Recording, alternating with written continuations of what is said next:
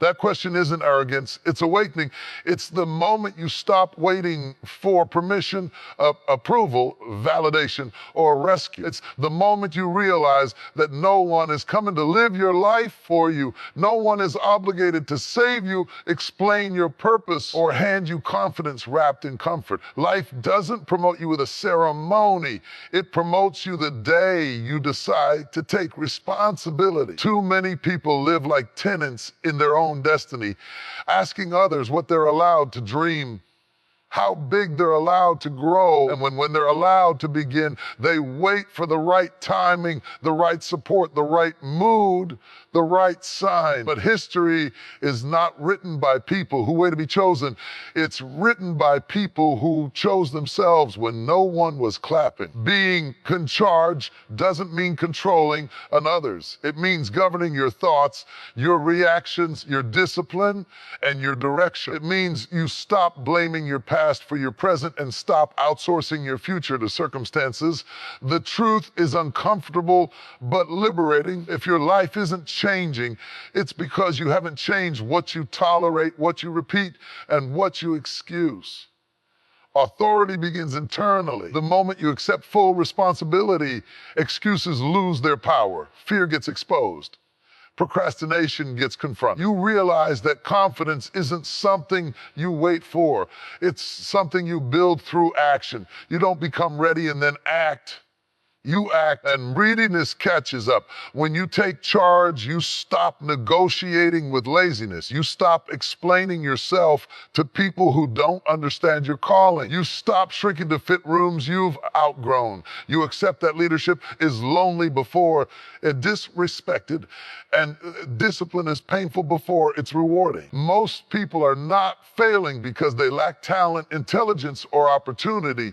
They are stuck because they are waiting for permission that will never come. Permission from parents, from society, from friends, from circumstances, or even from their own past mistakes. They live as if life requires an official announcement before they are allowed to step forward. But responsibility does not begin when someone authorizes you. It begins the moment you realize no one else is obligated to live your life for you. Taking responsibility means accepting that where you are right now, mentally, emotionally, financially, spiritually, is not random. It is the result of decisions made, decisions avoided, habits repeated, and standards tolerated. This is not said to shame you, but to empower you. Because if your choices helped create your current position, then your choices can also change it. Waiting for permission keeps you passive, but responsibility forces you into motion. When you wait for permission, you hand your power to external voices. You allow fear to dress itself up as caution and doubt to disguise itself as wisdom. You ask, what will they think? Instead of, what must I do? You hesitate because you want approval, but approval has never been the requirement for growth. Action has. Every meaningful transformation begins with a quiet decision made in solitude, not a loud validation from the crowd. Responsibility also means owning your reactions. You may not control what happened to you, but you do control how long it defines you. As long as you blame circumstances, people, or timing, you give them authority over your future. The moment you say, this is my life, and I am accountable for where it goes from here, you reclaim that authority. That decision is uncomfortable because it removes excuses, but it is also freeing because it restores control. You don't need permission to discipline yourself. You don't need permission to change your mindset.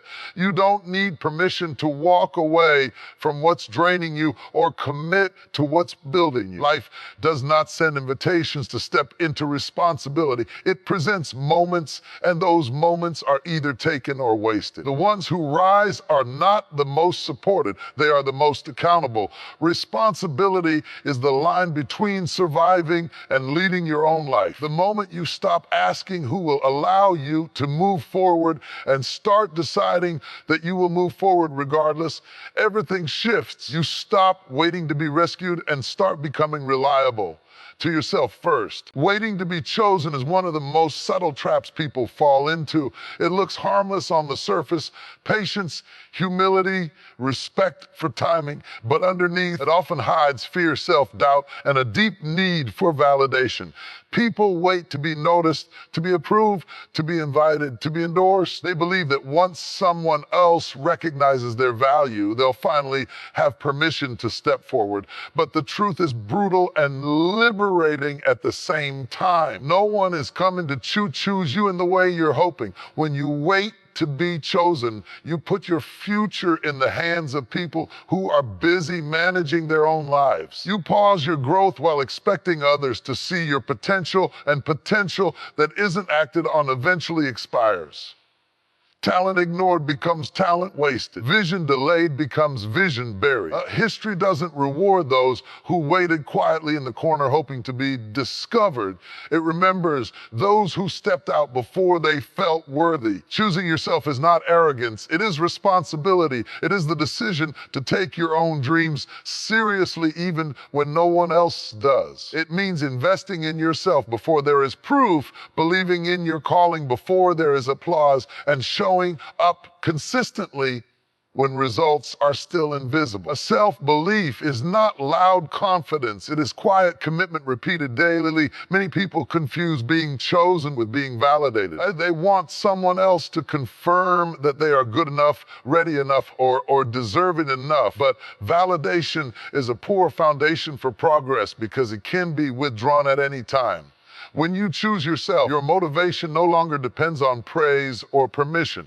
You move because you know what you're building matters, even if it's misunderstood. Choosing yourself also requires confronting the fear of rejection, the fear that people will judge you, criticize you, or distance themselves once you stop waiting and start acting. But rejection is often proof that you're no longer living on standby. Growth will always offend comfort, yours and theirs. The price of choosing yourself is discomfort, but the cost of not choosing yourself is regret. When you choose yourself, you stop waiting for the perfect moment. You begin with what you have, where you are, as you are. You stop asking if you're allowed to step forward and start asking how far you're willing to go.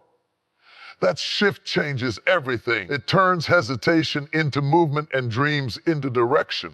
Before you ever lead a situation, a business, a family, or a future, you must first lead your mind. Most people think being in charge means having authority over others, but real authority begins in the unseen places: your thoughts, your emotions, and your reactions. If you cannot govern what goes on inside you, the world outside you will constantly feel overwhelming and out of control. Your thoughts shape your interpretation of reality. Two people can face the same obstacle, yet one sees defeat while the other sees direction. The difference is not circumstance, it is mindset. Uncontrolled thoughts become silent commands, constantly telling you what you can't do, what you're not ready for, and why you should stay where you are. If you allow every negative thought to speak without challenge, you surrender leadership of your life to fear and insecurity. Being in charge means learning to pause before reacting. Life will test you with delays, disrespect, disappointment, and pressure. You cannot always control what happens, but you can control how you respond. Reaction without control leads to regret. Reaction with awareness builds strength. When you master your reactions, you stop giving external situations power over your inner state.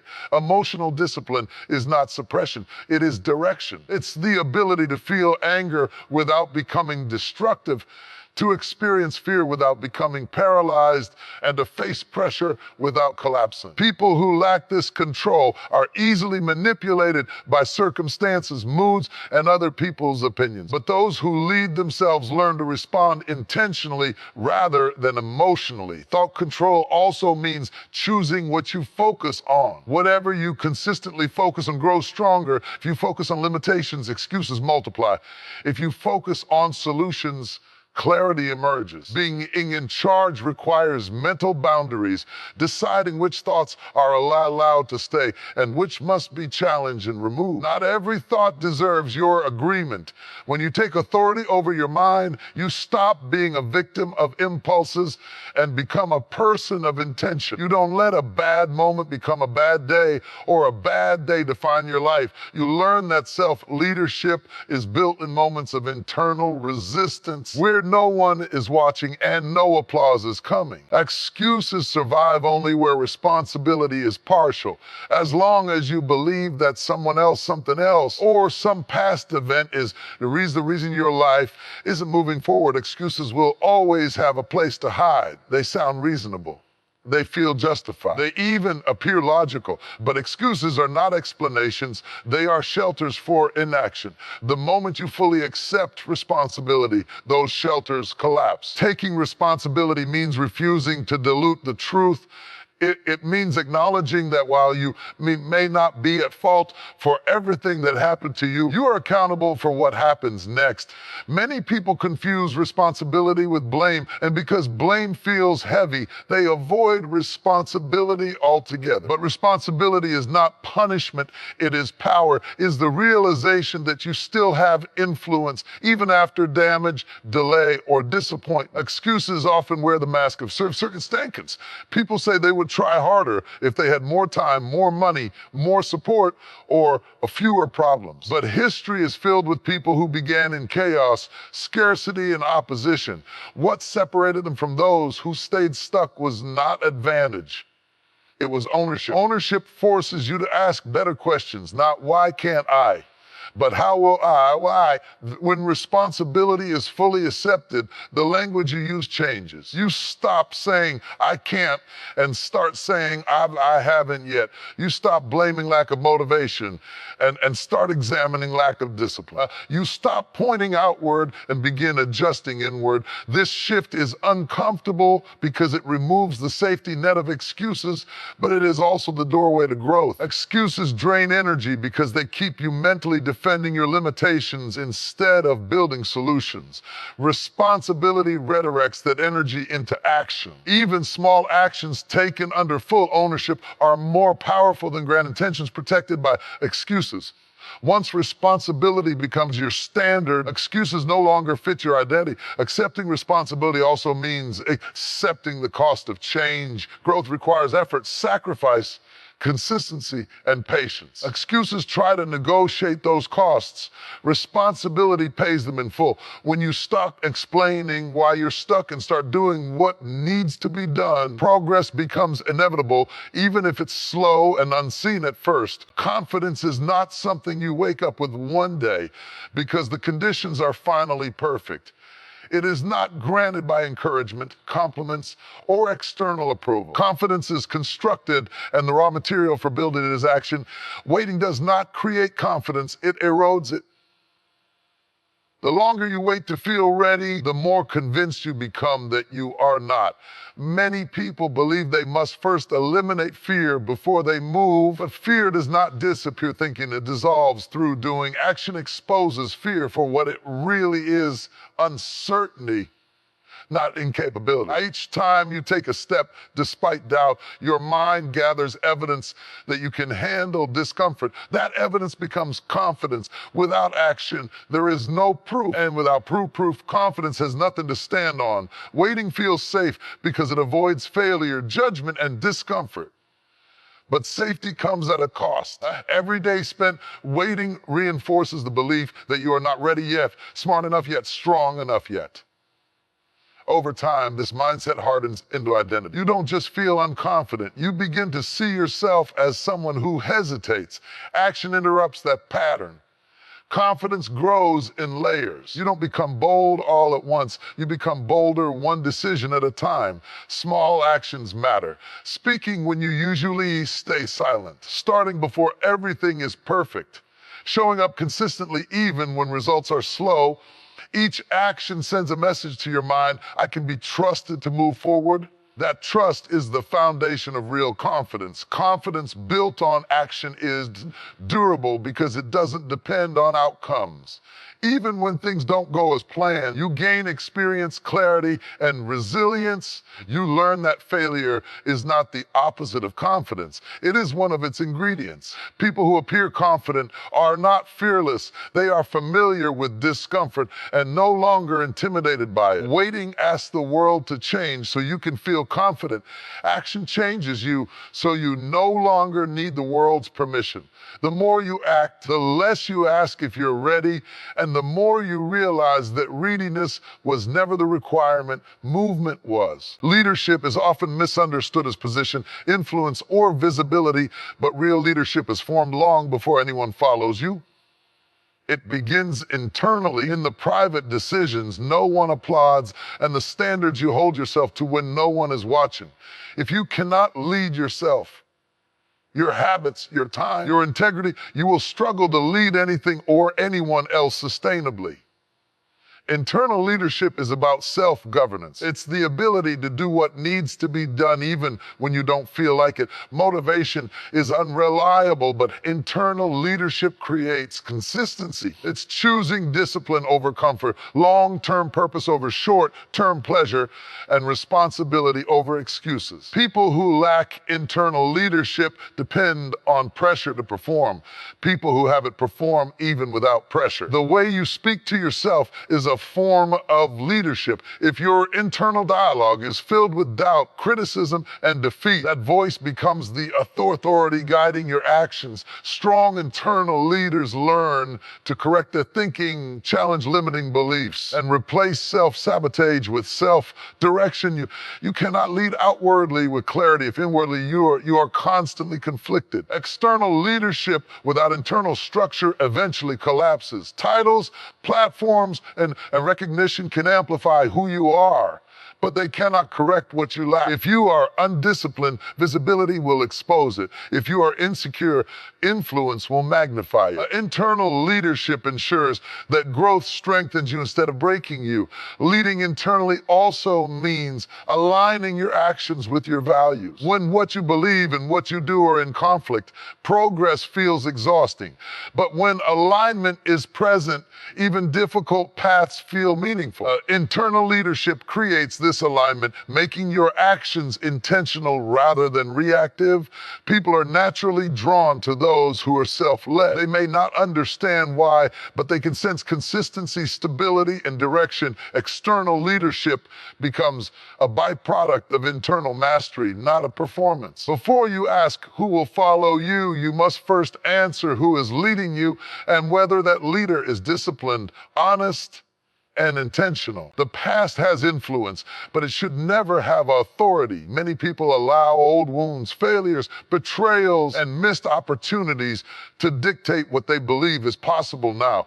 They rehearse yesterday's pain so often that it becomes today's excuse. Blaming the past may feel justified, but it quietly steals your power by convincing you that your present is already decided. What happened to you may explain where certain fears came from, but it does not excuse staying trapped in them. There is a difference between understanding your past and living inside it. When you blame the past, you give it ongoing control, allowing moments that are over to keep shaping decisions that are still being made. Healing does not begin when the past changes. It begins when your relationship to it changes. Blame keeps you focused on what was done to you instead of what can be built through you. It turns reflection into rumination and lessons into limitations. The more energy you spend explaining why your past disqualified you, the less energy you have to create a different future.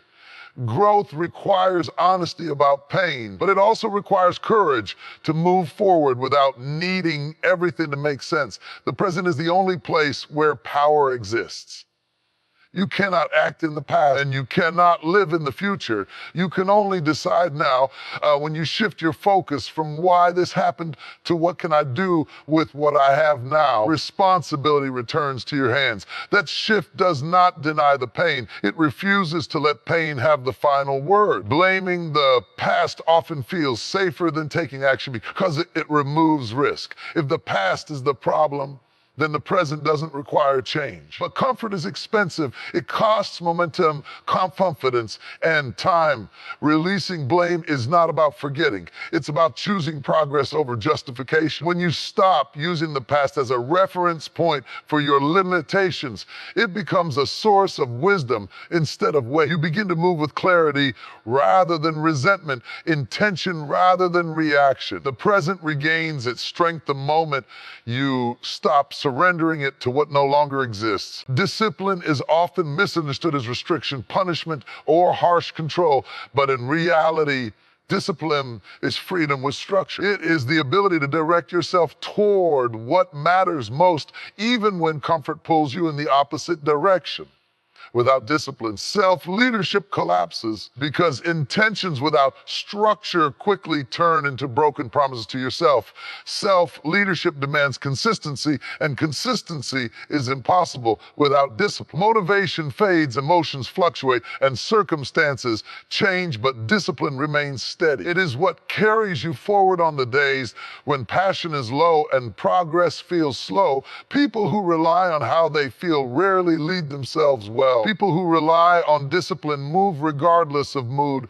Discipline reveals what you truly value. Anyone can say something matters, but what you do repeatedly tells the truth. If your actions don't align with your stated goals, it's not because you lack desire, it's because discipline has not been developed. Discipline closes the gap between who you are now and who you say you want to become. There is a cost to discipline, and that cost is discomfort. Waking up earlier than you want, staying focused when distraction is easier, saying no to what feels good so you can say yes to what is meaningful. Many people avoid discipline because they fear this discomfort, but they overlook the greater discomfort of regret, stagnation, and unrealized potential. Discipline is not about perfection, it's about direction. You will fail, stumble, and fall short at times, but discipline teaches you to return quickly instead of quitting entirely. It builds trust with yourself. Every time you follow through, even imperfectly, you reinforce the belief that you can be depended on. Without discipline, self-leadership is a concept.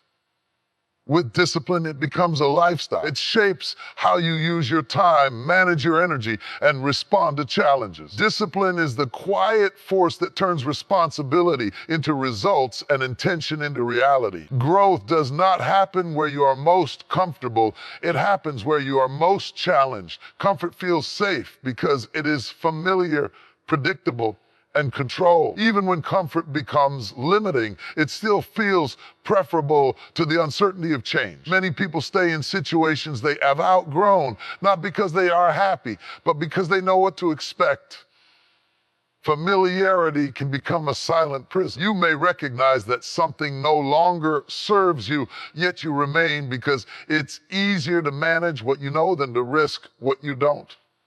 Comfort dulls urgency. It convinces you that tomorrow will be a better time to change, even though tomorrow looks exactly like today.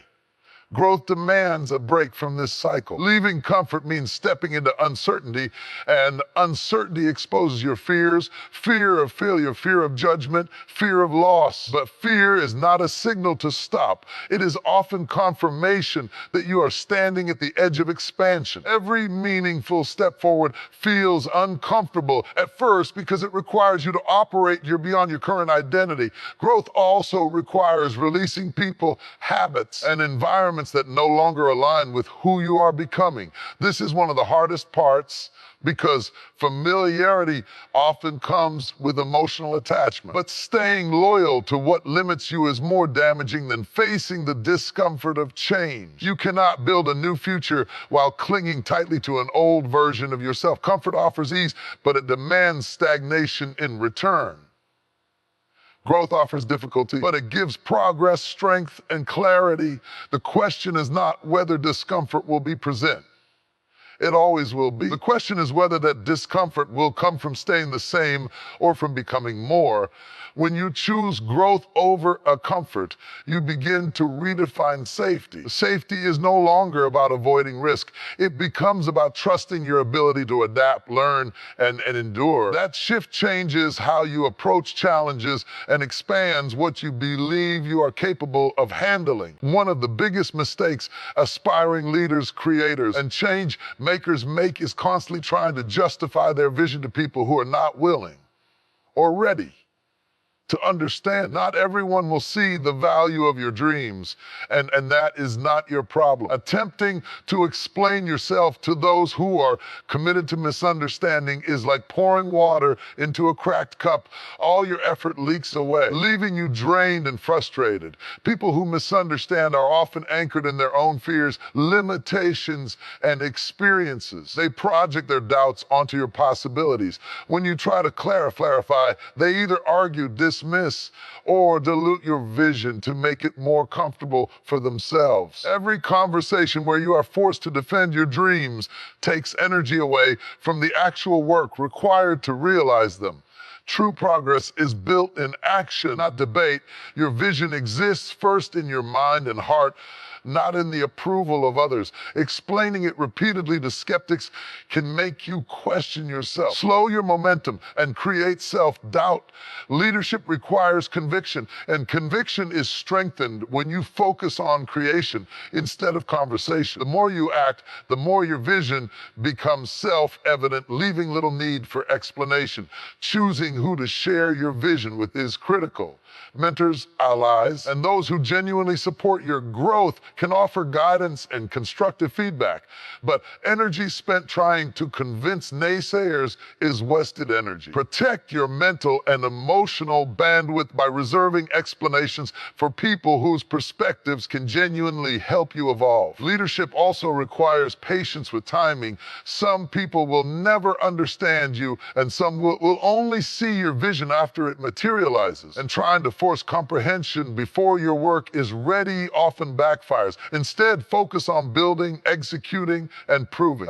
Let your results speak louder than your words. When you stop explaining your vision to people committed to misunderstanding, you reclaim focus and energy. You learn to prioritize influence over persuasion, action over argument, and creation over conversation. The power of your vision grows in proportion to the faith you place in it, not the approval you seek for it. Many people mistake authority for position, titles, or recognition. They believe that being called a leader automatically grants influence or respect. But true authority is earned, not appointed. It is built quietly, persistently, and often unseen.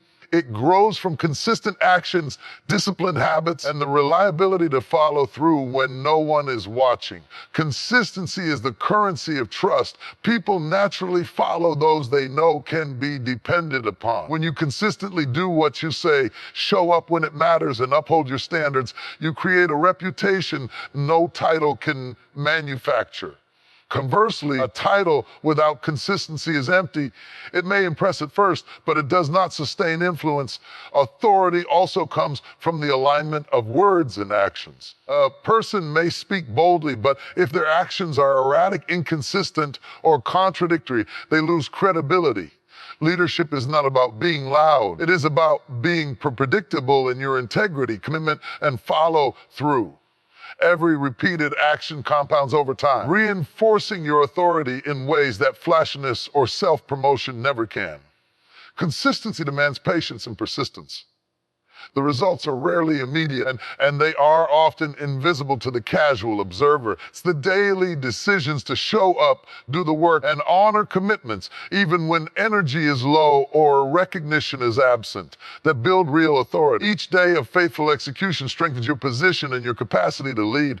Authority rooted in consistency also resists external disruption. Trends, Opinions and temporary approval come and go, but habits and principles endure.